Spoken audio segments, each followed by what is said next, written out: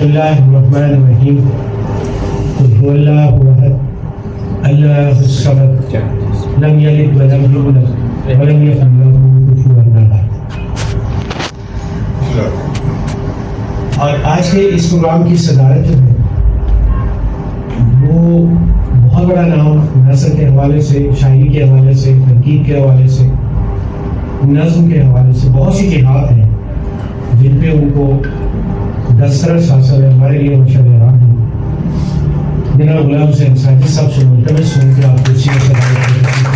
مرزا صاحب اکثر کہا کرتا ہوں کہ ہم بڑے شوق سے منہ پھاڑ کے یہ کہہ دیتے ہیں کہ آج کا دلہا،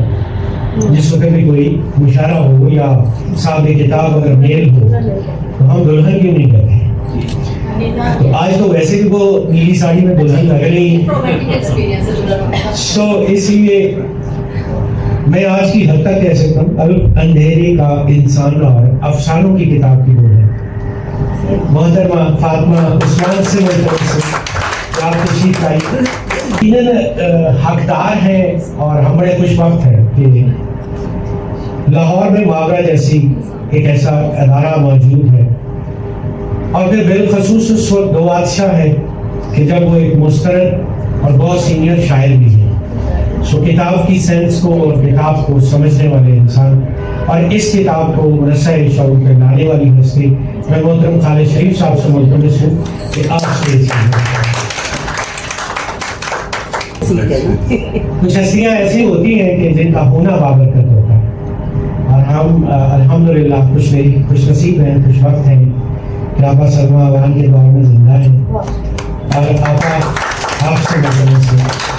میں کچھ نہیں کیا، آپ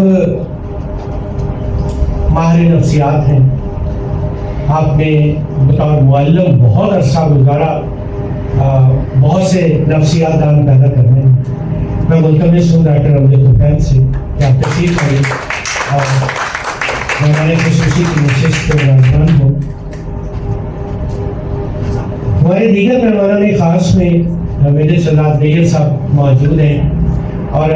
مجھے آج کے اس پروگرام کے حوالے سے میں باقاعدہ طور پر بتانا چاہوں گا فاطمہ عثمان جی کو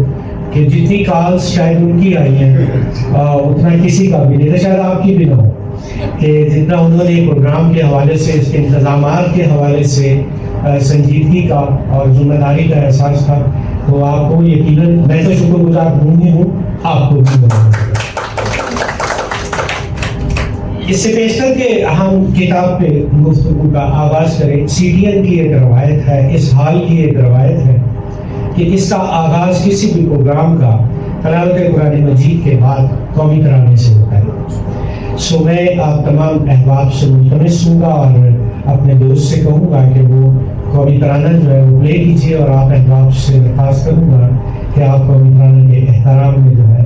وہ اپنے نشستوں سے کھڑے ہو جائیے گا۔ جی بیٹا